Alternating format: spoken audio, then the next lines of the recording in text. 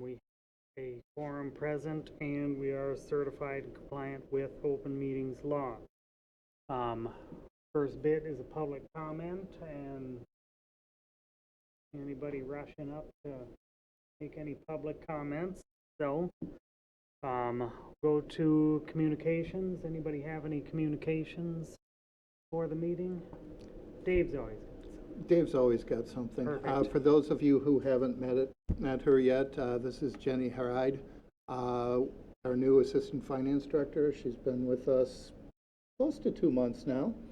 The last few meetings, she's been virtual, just like everybody else, but we're back in the office again. So she's been doing great, and she's been digging into things already for us, so we're glad she's aboard.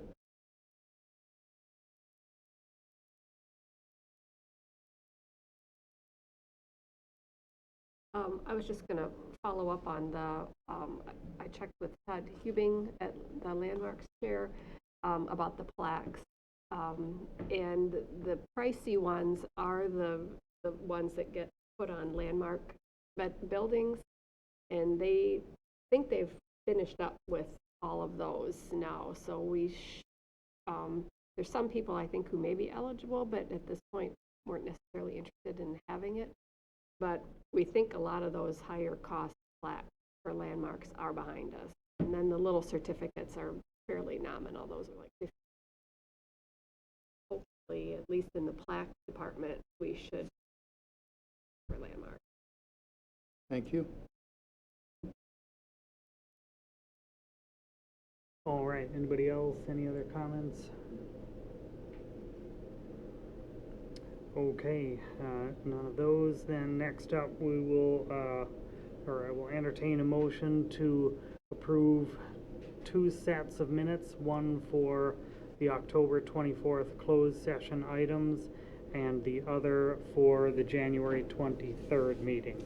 I'll entertain a motion for that. Could I ask that we do them separately? There needs to be a correction in the January 23rd minutes. Okay, all right.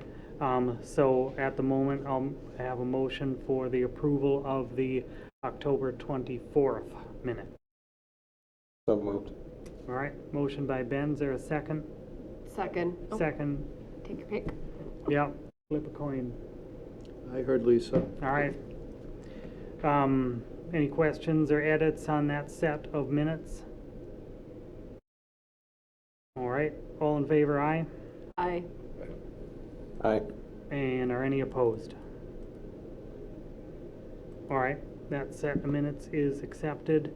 Then we'll have a motion to approve the January 23rd minutes pending what correction, Dave? It's up on your screen. The date at the top should say January 23rd, not February. Ah, was future looking.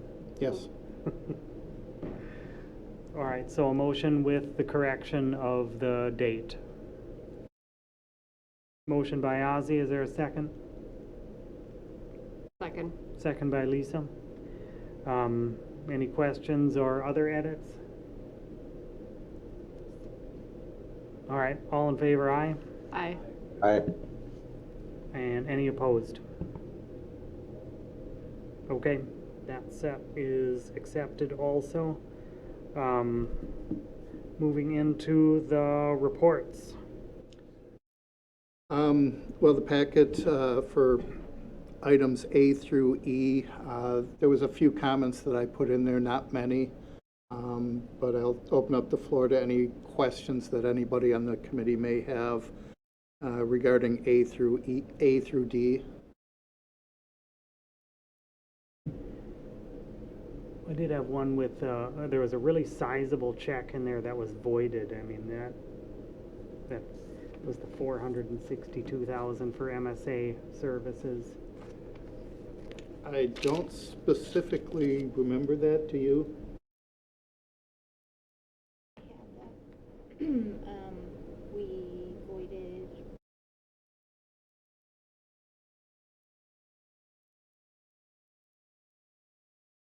Oh, they were. I don't remember. Jenny's thinking that we either had a correction where we double paid it or not. I don't remember, but I'll look up the information and get that back to you folks so that you know what it is. Okay, I mean, just only because it was like for 462,000, so, I think it was one that was Okay. double paid, I'm pretty sure, but all I'm right, gonna say 100%. Sure. It's just small change. right, yeah, sure. We got that in the couch.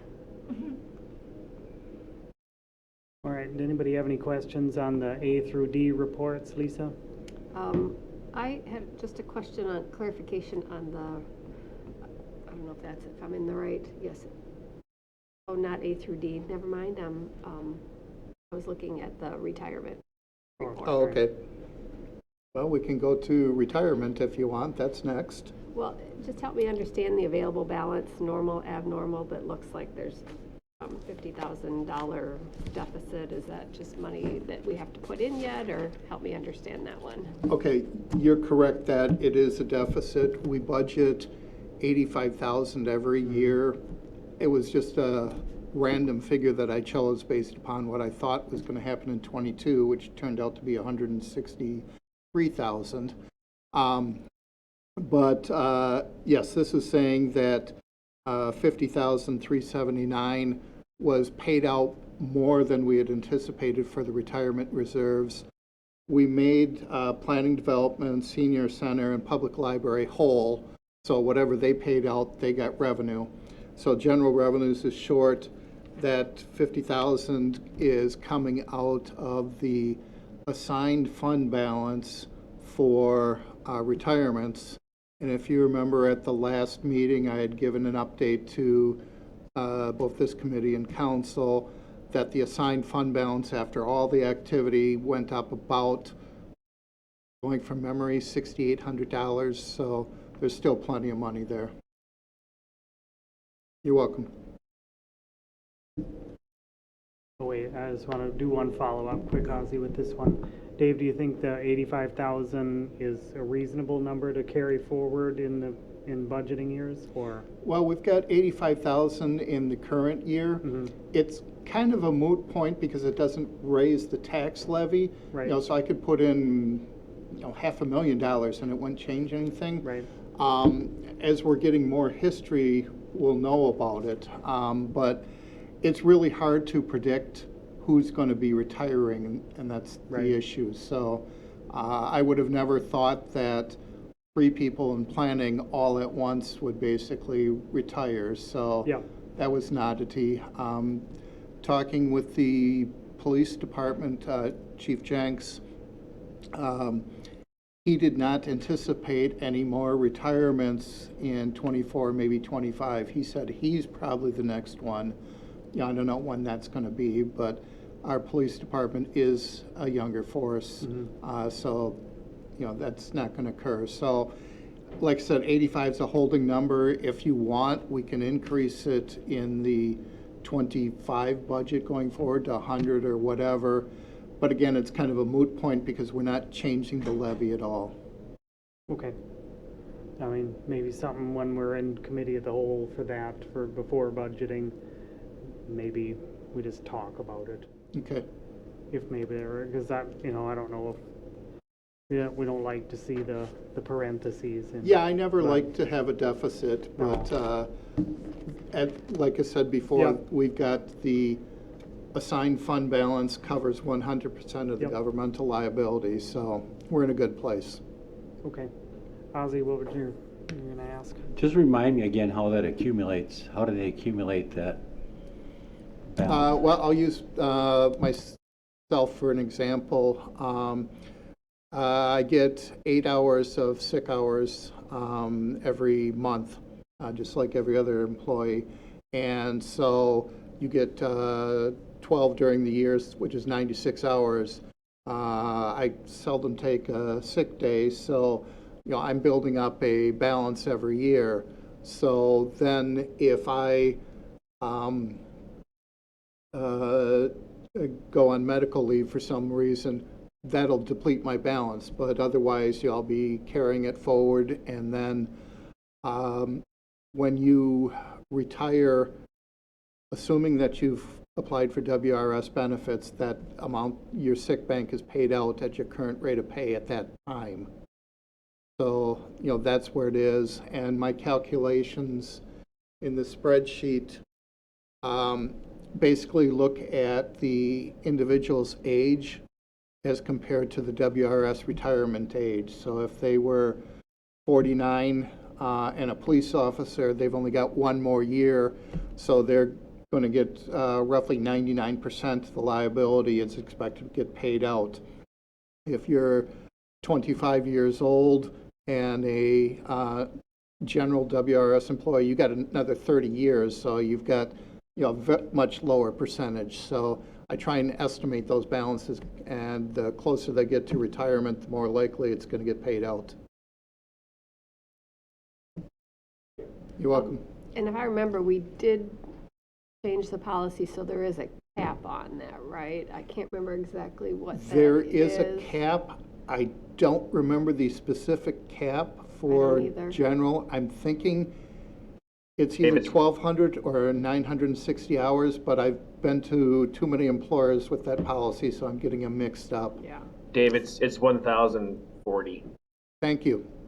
Yeah, I just looked it up yesterday for employees, so that's why I know. Okay. Better not be you. I got a few more years. Okay, good to know. So that 1,040 is for general employees. These sworn contract employees have a different amount by contract. Any other questions on retirement payout? We learned a lot, Well, it's always a good day when you learn something. for sure.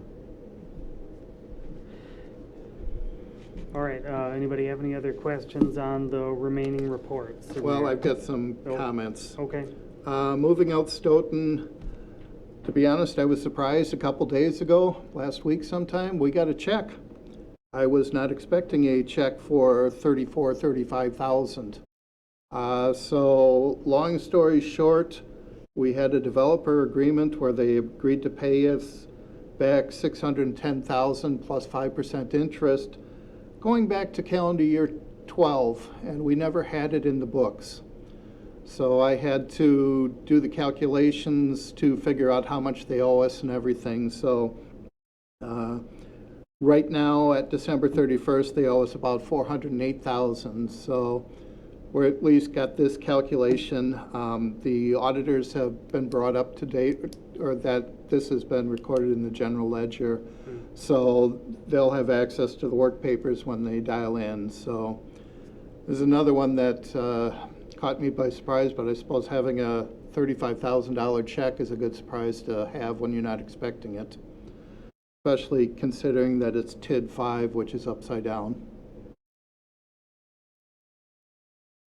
Any questions on that topic? no, that was better than a $35,000 bill. Well, that's a nice segue into the next one. Perfect. So, got a bill from the Department of Transportation for shared ride services, and they are really up to date. They finished the 2017 and 2018 audits and invoiced us in 24. Well, if you look at, Tim, can you pull up that document, please? Sure. Isn't there a statute of limitations on that? I don't know, but considering they give us quite a bit of money every year, I'm not going to fight them on it. So at the top is the invoice for 5158. We actually got a credit of 14.5 for 17, and but we owed them 19,658 for 18. And then at the bottom of the page, that's the money that was set aside at the recommendation from Baker Tilly, which I agree with their recommendation, but we only went back to 19. So the 5158 that we paid out is a deficit for current year that will need a transfer from fund balance. We obviously didn't set any money aside for that. So at next week or next meeting in 2 weeks, the plan is to have the departmental deficits, and this will be one of them listed on there. Other than that, I didn't have anything to bring up on shared ride services. And we kind of knew this one was coming up anyway, or that they were cutting back on the funding. Correct. Well, they're cutting back on the funding, but again, Right. this is Looking from, backward too. yeah, 6 years ago. Yep. Okay, that's all I wanted to bring up on that topic. All right, anybody, any other questions regarding the reports? All right, and we will move into the resolution for 2024 special assessments preliminary. Brett, did you want to start out on this? Yeah, this is just more of a procedural matter that basically gives will give the council the authority to assess for sidewalks, curb and gutter, and driveway aprons as part of the 2024 street construction projects, I should say.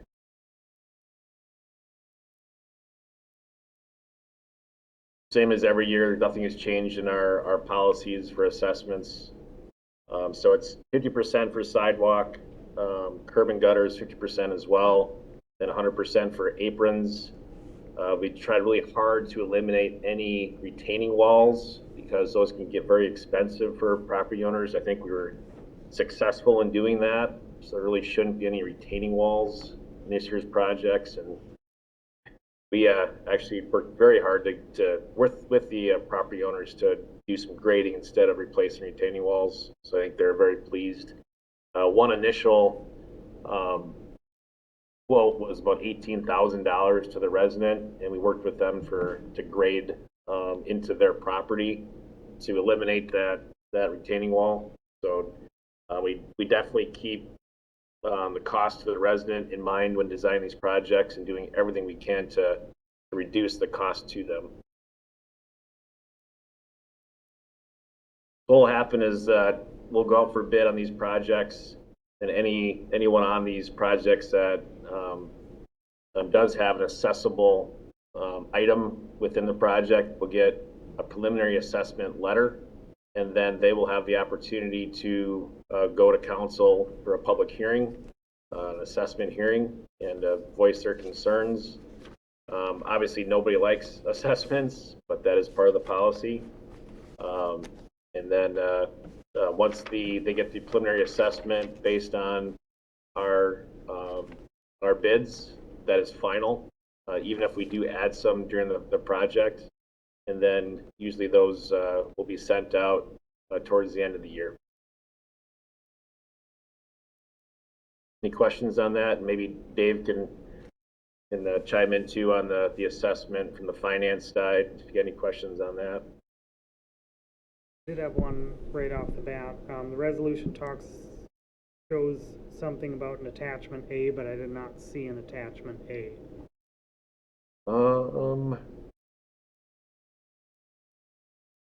That one details the properties that could be impacted. Oh, there should have been a list of all the projects.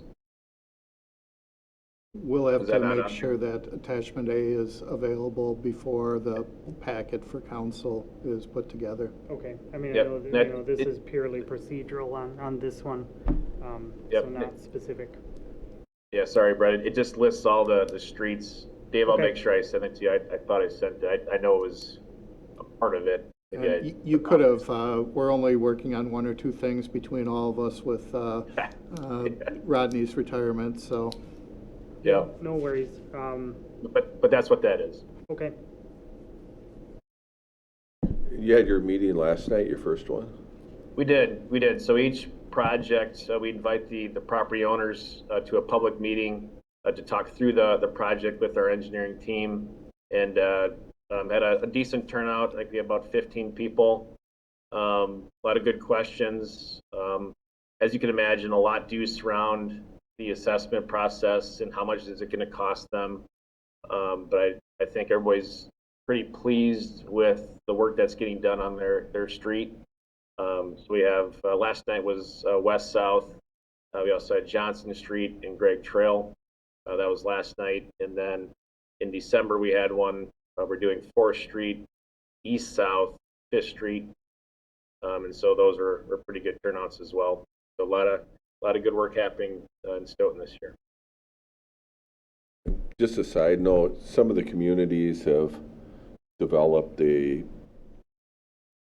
what they're calling a utility fee to eliminate the special assessments. And there was a court case that ruled against the municipality for doing that. They were calling it a fee. The court ruled it was a tax. So I'm not really sure where that's going to go, probably to appeals court. That was something that we talked about doing, and I know our city attorney was a little bit skittish about going down that road because the language in the statute was kind of gray.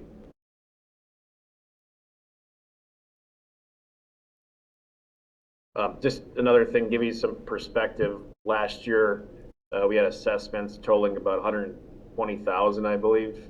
So that's kind of what the value is. I get this year we'll know more once we get bids in, but last year was 120,000 ish.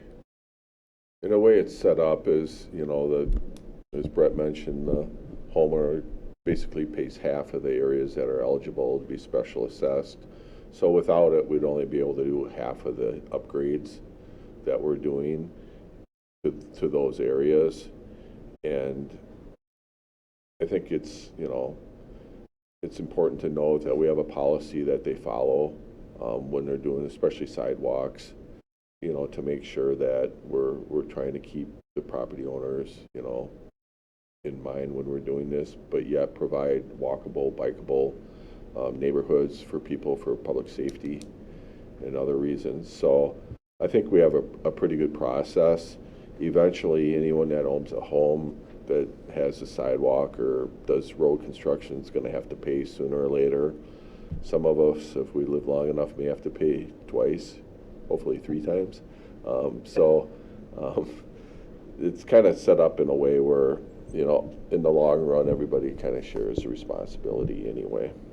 And as you guys probably know, you know, Stoughton is not unique to assessments. This is very common for most municipalities to different degrees.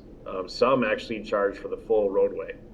So, yeah, that can get pretty pricey.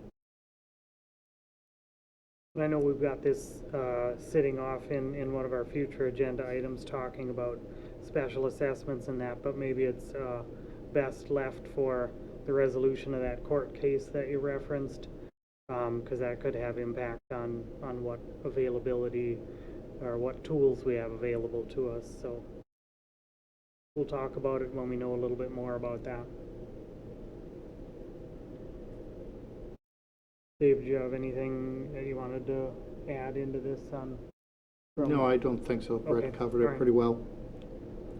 Just one more thing while I was thinking about it, that, you know, residents do have the ability to do installments of payments based on how much they have in assessments. I think anything more than 1,500, they have 10 years. Between 200 and 1,500, I think it's 5 years. Then below that, I think it's within a year, I believe. So they do have the ability to spread out their payments over time. With That- interest. Yeah, and there might be something we might want to look at. I don't know if we have an inflationary factor in there, and we all know the cost of everything is going up.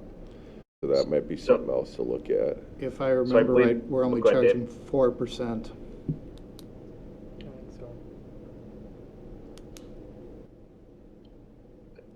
Yeah, at one time I thought it was whatever our market rate was plus 1%. Maybe that's not what I think it's wrong. I thought that's what it was. I can't remember if if we moved that up from where it was, or we just kind of parked it in the middle. That's what I thought that we did, parked it in the middle somewhere. Yeah, I mean, the issue is you just can't install a sidewalk at the same price And, Right. and then the interest rate for us has gone up, but I think we still have enough there to cover our administrative costs. We're not really looking to make money on the deal, we're just looking to have a method to get the work done. Yeah, I think that's where we landed when we changed that up.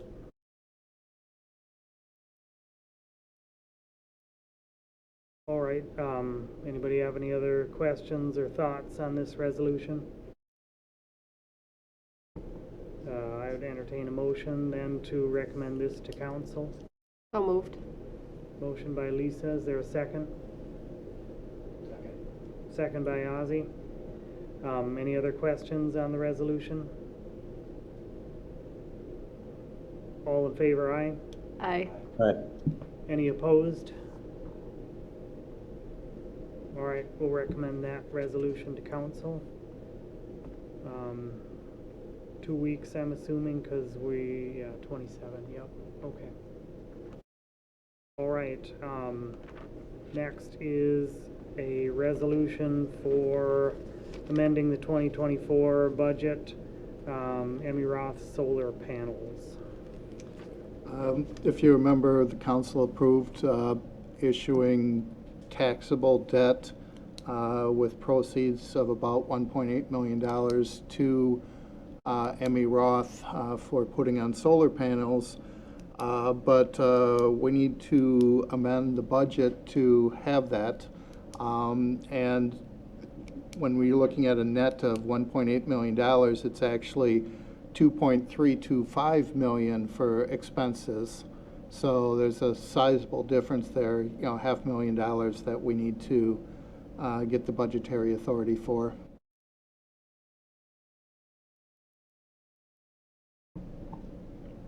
Just had a question. Is that in line? I don't remember it thinking it was going to be quite that much, but maybe I am not remembering correctly. Are you comfortable with that? Tim, can you go to the second page? Or I guess the third page. That is the report from the Ellers packets detailing out where they came from where they got those numbers from. So whatever they had in the estimated financing plan is what I used. And they're okay with that? Yep, they're the ones who created it.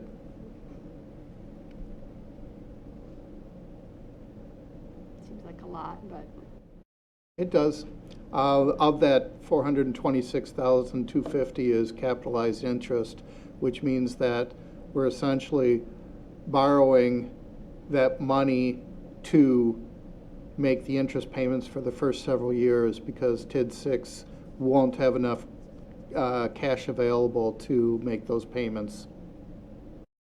and if you could refresh my memory, we've had so many agreements lately. I think the plan was that they had to install within a certain amount of time. Did that all get tidied up? And can you help me remember what they were supposed to do? Once a building permit has been issued, we owe them $650,000 for seed money. That check has been issued. It's sitting in my office waiting to give to them as soon as I know that that's done. And then they get the balance when everything is completed. And they've got, I don't remember the date, but they've got a certain time frame when they have to get it completed by. I believe the term sheet was fully executed, right? Yes. So both parties signed it. So we know that, contractually they're obligated to do the work. But we could certainly look at the term sheet and find out what those dates were. And they opted for the full solar array, right? Or did they pare it down? From what I understand, correct me if I'm wrong, Tim, they were looking at the full array because they were getting better equipment, so the price savings was there, so. Yeah, they had a few things that brought the cost down. They bid it out, so they got good quotes. Something to do with an inverter that was less expensive. And then there was a question on, I think, the height of the roof from the ground because they thought it was higher than maybe the insurance would allow, so they were going to have to pay a premium insurance. But as it turned out, they were at a height that was below that price increase. So there was also a cost savings there as well. So they're planning on doing what would be equivalent of a full array. So I think everybody's pleased about that.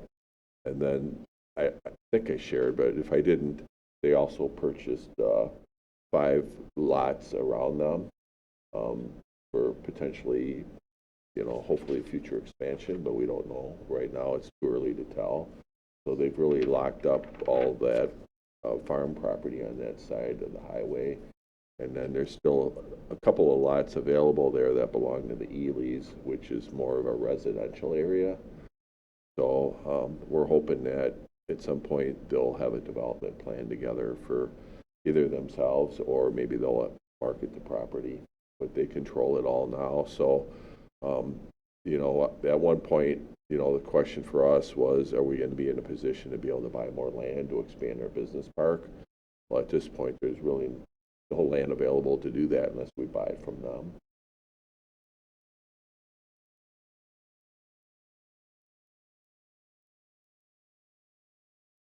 I was scrolling through the agreement here. The one date I can see in there is September 30th of this year.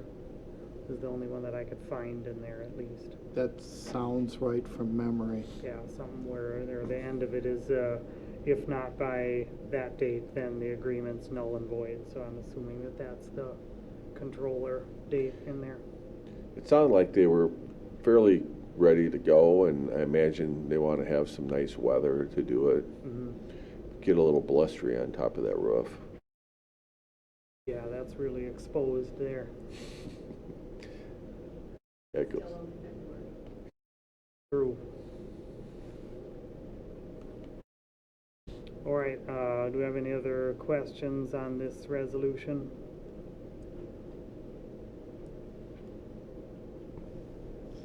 If none, I would entertain a motion to recommend this to council.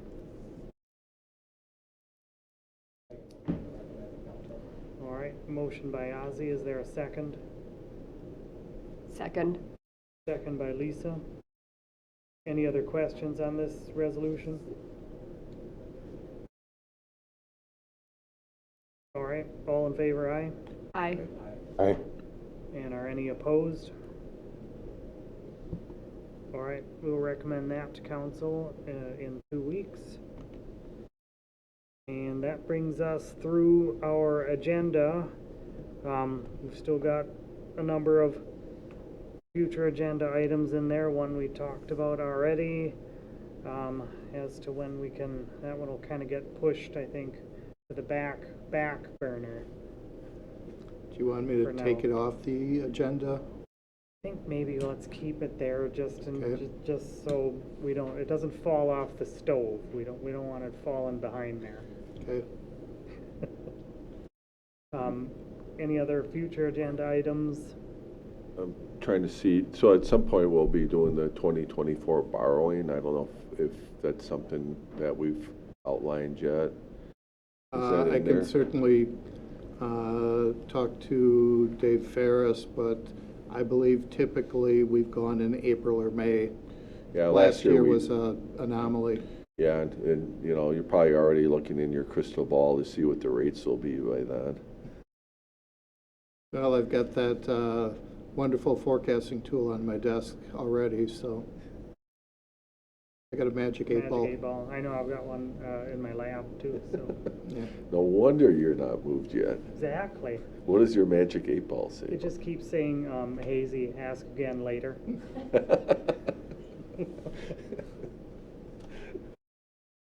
All right, if nothing else on the future agenda items, then I would entertain a motion to adjourn. Motion by Ozzy, is there a second? Second. Second by Lisa. Any other questions or issues? All right, all in favor, aye? Aye. Aye. Any opposed? All right, meeting's adjourned. Thanks, everybody. Thank you, everyone.